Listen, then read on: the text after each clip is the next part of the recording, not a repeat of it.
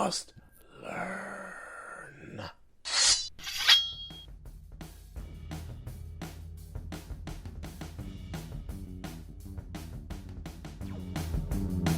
Hajime!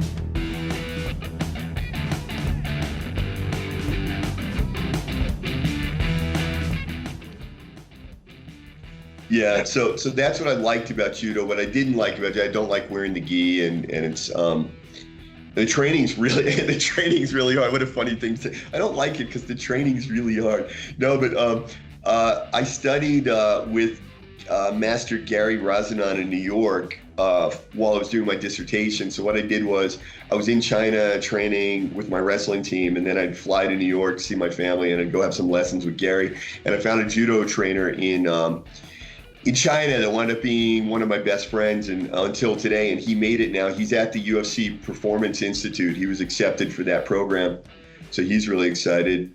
And out of all my friends, he was the one I thought least likely to ever succeed in MMA. Oh, how did he do? Yeah, and but anyway, so he would train me, and I'd go back, and I took my test in New York. I got like my yellow belt. I was actually kind of proud of that. And then when I went back to test for the next highest belt, I don't know what it's called, but one of the problems was I don't know any of the Japanese names for any of the throws because in China they don't use Japanese names for things. Really? Yeah, they use Japanese names in France and Russia, America, but not in China. That's fascinating. I got attacked on the internet. I posted about that. I got attacked by all these people who said I was lying and said my coach in China was cheating me, or oh yeah, this white guy is so stupid. He thinks they're his friends, but actually they're lying to him and they're claiming they don't know the Japanese names. I'm like, dude, I was on the sports, I was at the sports university doing my PhD, and wrestling and judo are in the same room, and they trained at the same time. So I saw the judo team every single day. Plus, I had my training with them. I'm telling you right now, they do not use or even know the Japanese names for things. They try to erase the Japanese connection to judo as much as they can. But they have. Whereas here in Mongolia, most of the judo coaches, a lot of them were trained in Russia for, say, the bulk of their training, but they've done exchanges in Japan. Of course, they recognize Japan, and there's a picture of Jigoro Kano. That's another thing. There's a picture of Jigoro Kano in every judo gym in Mongolia. There's not in China. In China, they don't even know that name. I was showing them pictures of Jigoro Kano. Oh, I'm writing about Jigoro Sensei, and they had no idea who that was. Wow. I'm sure with some help from the state, I'm sure that wasn't a coincidence. Well, they're angry because the Japanese stole judo from China. I didn't know about judo. I knew they stole karate. They stole judo because Chinese. Have you seen Chinese wrestling? Actually, if you bring it up, Shuai Jiao, Chinese wrestling. If you want to bring up I'll just look it up while you're telling me about it because I don't think I've actually seen it yet. Yeah, so they wear a white gi. The jacket is really heavy, though. It's much heavier than a judo gi, and the rules are very, the throws and rules become very similar because you're wearing the gi and you're allowed to grip the gi and you can throw from the gi. So it's very similar to judo. However, it really is wrestling. And I wrote about it a lot in my dissertation that Chinese wrestling, although you're wearing a gi and there's similar rules it is wrestling. So you're allowed to do single legs and double legs and you're allowed to use like body grips are a lot more common in Chinese wrestling than they are in judo because it is really wrestling. But they claim that the similarity proves that Japan stole it from them. And I'm like, you're an idiot. Jigoro Kano's story, makes total sense. First of all, it's documented, right? We know who started judo, Jigoro Kano. And we know what he studied. He studied several jiu-jitsu styles and, a bit of wrestling, a bit of sumo. And what's really interesting is I branched off into a lot of research I wasn't allowed to put in my dissertation. And the next book that's coming out, which I don't know when that's going to be, but the next book is my heart. It's all the things that I want to talk about, all the things that I researched. But one of the things is that if you're studying judo, the origin of judo, you have to document the origin of karate because although it's a striking art, it happened at the same time. And it looks to me, and I don't want to say this is definitely true because there's so many great scholars on Japanese martial arts that know more than me, but it looks to me that the Japanese essentially called every martial art jujitsu. There was like this, with the exception of maybe sumo, that's always been a distinct art. Even kendo, because jiu-jitsu had everything. It was everything. I mean, it was kicking, it was striking, it was throws, it was submissions. And if you look around the end of the 19th century, when Japan is modernizing, the same time that Jigoro Kano is formulating judo, which he extracts from jiu-jitsu, all of the various karate styles are being formed at that time, and it's the same thing. These guys all studied jiu-jitsu. I can't remember what's his name. Not Shotokan's judo. What's the Japanese? What's this karate style with almost? What is it? Oh, karate. What is Kodokan, it? Kodokan. Yes. Shotokan. Shotokan is karate, right? Kodokan was the judo. Mm-hmm.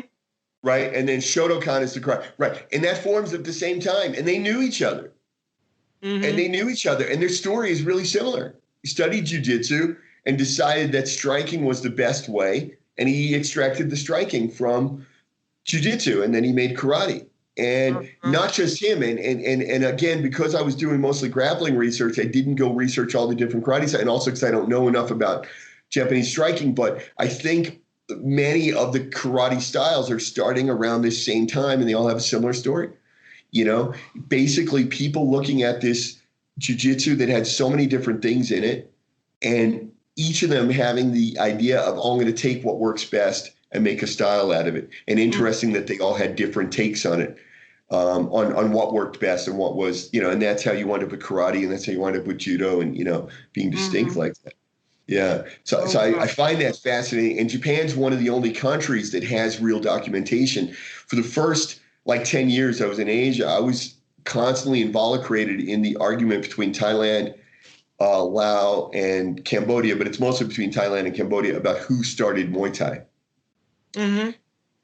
And I'm heavily involved. If you Google Bok Tor, which is the Cambodian traditional martial art. If you Google that, my name's going to come up. Like that's how closely associated I am with that art.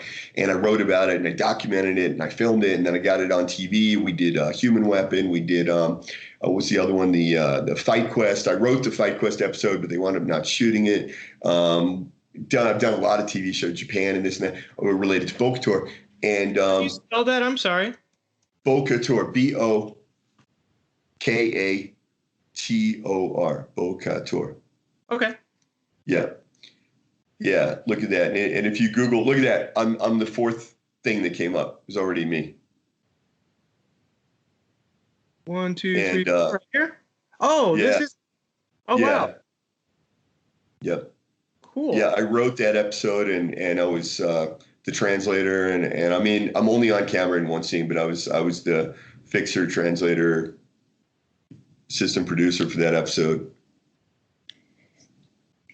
But we, and in fact, on the right-hand side of the search, the first thing that comes up there, that's me already. Well, that's you, right? That's how closely associated I am with that art. And wow.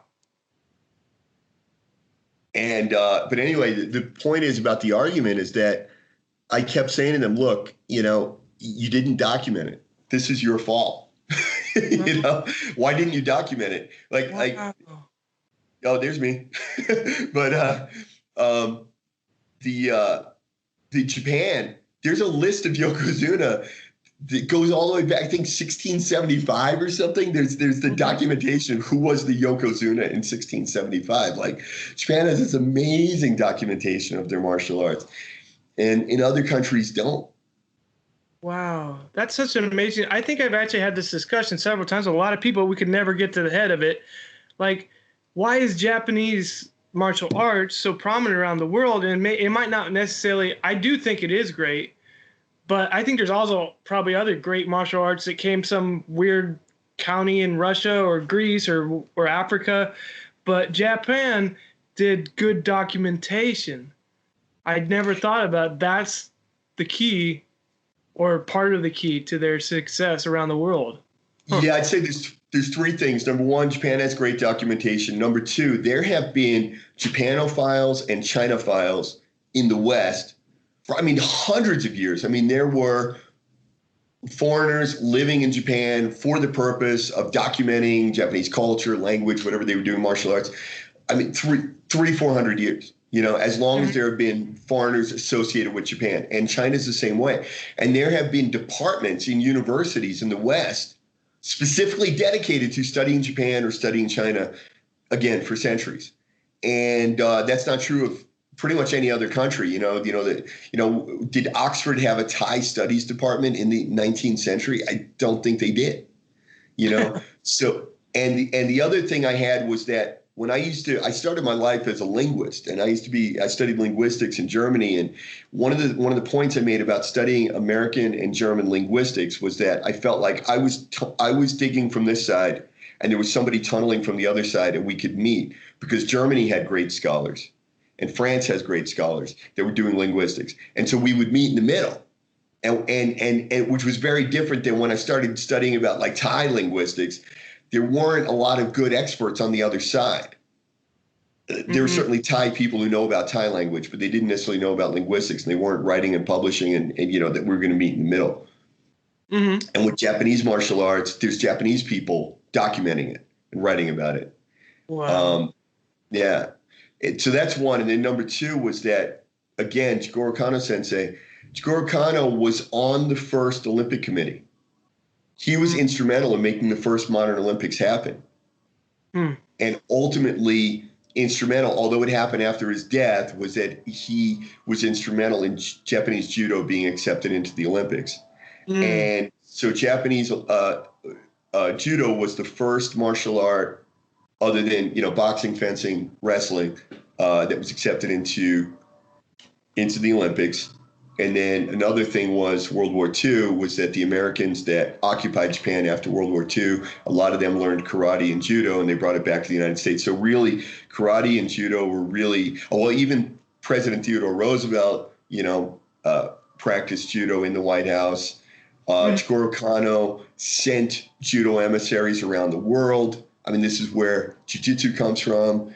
Kimura, you know, nigga, what's his name? What's the one that Count Conte, he went to Maeda? Brazil. Well, yeah, Maeda, thank you. Yeah, Maeda was one of his emissaries. You know, he had several emissaries, and the one that taught in the White House, he was one of the emissaries. And they went around the world, and they challenged different martial arts, and they fought, and they opened schools, and they taught. And no other martial art has ever had such a regimented, expansion program. You know, so this got Japanese martial arts into other countries, which is wonderful. Wow. So actually, Kano actually opened the door for a lot of other martial arts, even besides judo. I didn't have thought of that. I always wondered how, especially in the States, and I don't want to get too off track, but I was wondering, like, how did Taekwondo get everywhere? But that might be a whole nother back wrap. But the very fact that, because Kano was how good of a self-defense principle. I mean, I think he was just really amazing at marketing for the time. Like you said, like, demonstrate women throwing men or weaker people doing this. And like, yeah, it just seems like he had a great sales pitch. When I was training in Bali, the jiu-jitsu coach in Bali, he is a fan of catch wrestling, and he would watch a lot of videos, and he'd come in and talk to me. And so one day he said, and I've quoted him like 1,000, this is just such a funny quote. He goes, you know, whenever I watch these catch wrestling videos on YouTube, he goes, every major catch wrestling master in the world weighs like 260 pounds. Right? It's a hard sell. These massively muscled guys with, like, you know, his shoulders that come up to their ears. He goes, and every catch wrestling submission starts like this. He goes, okay, first, rip the arm. And it's really funny because I posted something because I talked about this a lot in my dissertation, and then I talked about it even more in my new book. But one of the differences between Asian martial art in general, and you asked about culture, judo is the gentle way, right? and Supposedly. jiu-jitsu. What? Yeah, they call it the gentle way, and there's another one, the something else way. Can't remember now. But they have both, sort of, the gentle way, and you flow, and then wrestling is, Josh Barnett called it the violent way. Mm-hmm. And the difference between wrestling and judo, they're both based on leverage, both based on science, but you have to be really strong for wrestling. Strength is a huge component of wrestling, and it's not meant to be a huge component of judo or jiu-jitsu. If you're doing it right, you shouldn't have to use strength.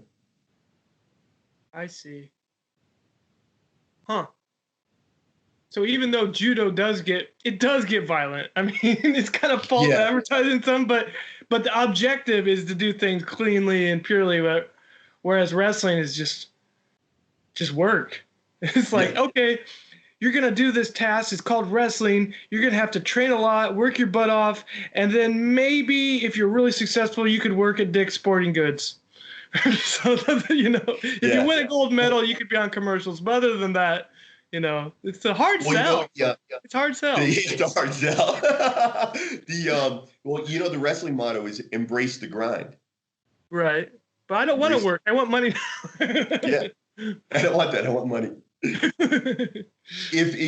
And judo, the other thing about Kano, I think one of the reasons why he didn't want the ground fighting, number one, he thought it looked ugly, and number two, the ground fighting could get into strength and weight. Because think about it, if you're laying on top of somebody, it makes a big difference. Yeah. Right.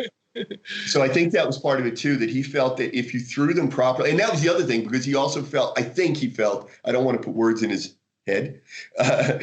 I think he felt that throwing the guy perfectly was the art. And throwing the guy imperfectly and then jumping on top of him was like trying to save, you've done it wrong and now you're trying to recover. Mm-hmm. And I think he felt that the real art, the beauty was that you threw him properly. Mm-hmm. And I also wondered if because he was such a gentleman, he felt like if you threw the guy improperly, the proper thing to do would be to say, "Oh, I'm sorry, I've thrown you improperly. Please stand up." Let's try again. We'll try again. I should give you another chance now. I mean, the thing about when you're in a judo match, if you don't want to lose and you fall, it hurts like hell. You fall on your shoulder, you fall on your side, you don't want to expose your back. But if you just go to your back, not so bad. But you want to win, right? Yeah. So you fall on your head. There's a lot of photos where the guy or gal is being thrown and they're in the air and you see that moment of decision that I could try and fall in such a way that I remain in the game, but it's going to dislocate my shoulder.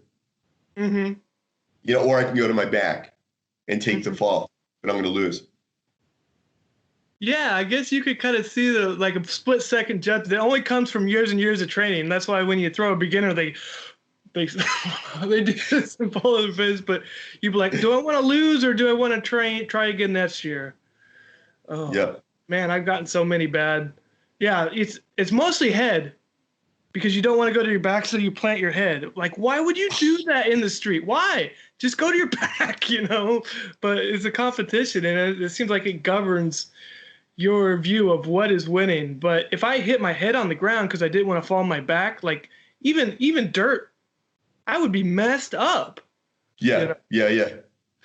But no. Yeah. In wrestling, a lot of times you get in this whizzer, like you're standing up and you got a whizzer on the guy. And in Mongolia in particular, when I'm training, I always think about when I get in the whizzer position, I go, it's a good control position, but if I throw the guy, I got to be really careful not to pop his shoulder out of joint, because you're training, you don't want to hurt somebody. And at the same time, if he defends, the defense of the whizzer is basically a stronger whizzer, and then he's going to pop your shoulder. And I always have to think about it because the Mongolians they're wonderful people. Like I freaking love them. I mean, I can't say enough good things about them. But when you're training with them, you got to be really careful because they will. They would take the dislocated shoulder in training, like to not lose one round in training. Just in practice. Just in practice. Yeah. But they wouldn't do the same to you, would they? Or do they give you a certain benefit as a foreigner? I have to believe that as a foreigner and because I have white hair, that they do take it easier on me, but their idea of taking it easy is still as sparring here is harder than a lot of my pro fights. Like I've never been dropped. So when I used to box, I've been dropped in boxing. Like I had 25, I think, military fights, and I had some pro fights in boxing, and I have been dropped in boxing. Never been KO'd, but I've been dropped. But I've been dropped in sparring here, which hasn't happened in years. Like it's been years since somebody's dropped me or I've dropped somebody in sparring, because you're just careful not to do that. I got hit with a knee in the chest last week. Not only did it drop me, but like it still hurts. And granted, if I was Mongolian, maybe they would have done it twice. Wow. Or he would have followed me to the ground and hit me in the face with his elbow. But, but yeah, I mean, they train really rough here. I mean, it's really, really, really, really, really rough, which is what I like about it. But then the bad side is you got to be careful. Right. But do you think some days you just need to okay, let's just drill and go through some stuff, but it's just hard sparring every day in Mongolia, pretty much? That's the downside. The good side is that they train really, really rough, and it suits my wrestling / MMA style, rather than someone that comes from like a jiu-jitsu background, right? Because it's very rough and it's normal. Like, okay, so I got kicked out of, I'm not going to say the name of the gym, but it's 3 kilometers from my house on Long Island, and he was a world champion of both judo and MMA. But I'm not going to say the name of the gym. But I love him and I respect him and I respect everything. But I went there. I was home for Christmas. I was training there, and they didn't take any money from me. And every day I tried to pay money, and they said, "Well, let's wait." And then finally, about the 8th day I was training there, they kicked me out. What? Yeah, and I felt really bad. I felt horrible, and I got kicked out. And he said, "I've been watching you." He goes, "You put your hands behind the guy's head. You did knee on face, knee on throat, elbow on face. Oh, wow. Knuckles in the rib cage. Can opener. I watched you do all these things." He goes, "How would you like it if they did that to you?" And I go, "I train in Mongolia. They do that to me. Wow. This is just how we train." And one of the funniest ones, before I got kicked out, one of the funniest things that happened was so I know my limitation. I'm 53 years old. I know my limitations, and I know I don't have the speed. So what I have to do, I have to be a counter wrestler. I have to be, whether it's judo or whatever, and I have to wait till the guy attacks me and then makes a mistake. And that's what I'm looking for. So one of the things is I often wind up inside the guard, and I wind up in a situation where he's almost got the arm bar. And when he almost has the arm bar, I know how to push through, not on everybody, but let's say frequently, push through, stack him, and use wrestling to then pass the guard. But I have to wait till he goes for the arm bar, because that's when he brings his legs up. Uh-huh. So in other words, when he brings his legs up and he's starting to get me, I go in, I can push in, and I can stack him, and I can pin him, and I can get one hand behind the head, hopefully, and then I'm going to be able to pass the guard. And that's actually how I pass the guard a lot of times. You can see it in my last pro fight. It happened too. My last pro fight, I took the guy down, wound up in the guard, and I just had to wait until. One of the things is that when a wrestler winds up in the guard of a jiu-jitsu guy, we press forward. We go up on our toes and press forward into the neck and into the face of the guy. And in catch wrestling, there's a concept of a torture hold, which means it's a submission. It's like you or a jiu-jitsu guy, when there's a white belt, there's certain submissions that would work on a white belt, but it's never going to work on somebody that's been training. Mm-hmm. Like little wrist locks and things, because they're just going to, roll out of it, right? And so there's a torture hold, which means it's a submission that you do that you're never going to submit anybody, but it just hurts. Yeah. Yeah, and it's just annoying, and you just do it to to get dominance, to piss him off, to hurt him, to force him to react. And so when a wrestler winds up in the guard, you stand up on your toes, push all your weight forward with your elbow or your forearm or this bone in your wrist. It is pushing into the face, under the nose, into the throat, putting your knuckles onto the chest or the ribs, into the abdomen. The guy goes for the arm bar, and you just put both of your knuckles into his abdomen. And the more he squeezes, it just drives it. So it's just all this kind of stuff. So I was doing all that stuff. And he said to me at one point, he goes, he almost got an arm bar on you. And the only reason he didn't is because you pushed through and grabbed his head. I'm like, yes. Like, yes. Yeah. So I don't know. So he kicked me out, and I felt really bad. And I got home, and I called my coach in Malaysia, and I just said, Coach, I said, I got kicked out of the jiu-jitsu gym. And he goes, look, those guys are there to do jiu-jitsu. You weren't there to do jiu-jitsu. You shouldn't even be there. He goes, they're there to do jiu-jitsu, and they want to learn jiu-jitsu techniques and how to defend, using jiu-jitsu. He goes, you want to learn to fight, and you're going there to fight with them. And he goes, it's not right. Mm-hmm. And he goes, and also you have to remember that they all have full-time jobs, and they can't afford to get hurt, and they don't want to get hurt. And these guys that on their lunch break are paying $60 to go in there and learn jiu-jitsu. He goes, and that's not what you were doing. He goes, and you shouldn't have been there. I said, okay. And I felt really bad. I think that's a common problem. I'm sure a lot of people have. Like, each art has a culture, but each gym has their own culture and certain unspoken rules. It's hard to read, and it can cause some bad. I've actually had that experience with some of my first gyms, especially from people with multiple backgrounds. So I really feel for that. Do you have any advice on kind of how to kind of read the gym or find out if it's for you, or what's the right protocol? I don't know, because one of the things that happened, he yelled at me once. When they yell at you, that's a sign, maybe. That's bad. And then a few minutes later, he yelled at me again. And then the third time, I was in a position where I was about to grab behind the guy's head, and I go, okay, they don't want me to grab behind the head. So I said to him, the guy, I go, is it okay if I push off his face? And then he just got really mad. He's like, I told you not to do that shit, And I was like, I know, I'm trying to follow I'm asking. I didn't do it. And the more you ask, the more it seems like you're patronizing or something. That's what he thought. I see.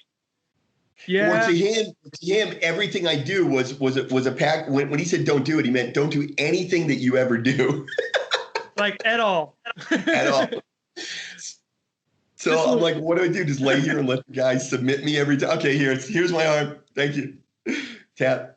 Well, I actually had that problem when I went to a boxing gym, because every time somebody ties up in a boxing way, it's the most ridiculous stance that they'll just fall over so easy.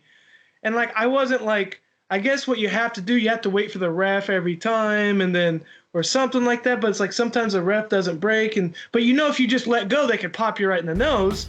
So I was really perplexed. I didn't know what to do in the boxing gym, especially when they grabbed me, and they would grab me with this really bad double over thing.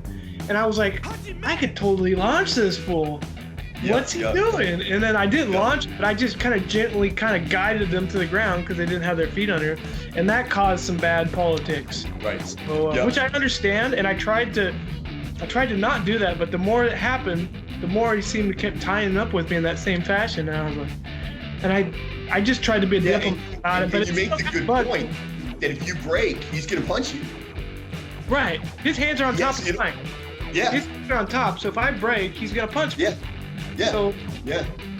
But if you hold me in a stupid way where it's easy for you to fall down, why wouldn't I just make you fall down? But I understand, you got to respect the sport. But that was just a weird moment, So I feel. Yeah, that's a really good example. So that's why now I pretty much only train in MMA gyms because of that. So MMA, we do a lot of we'll do boxing, but you're allowed to throw the guy.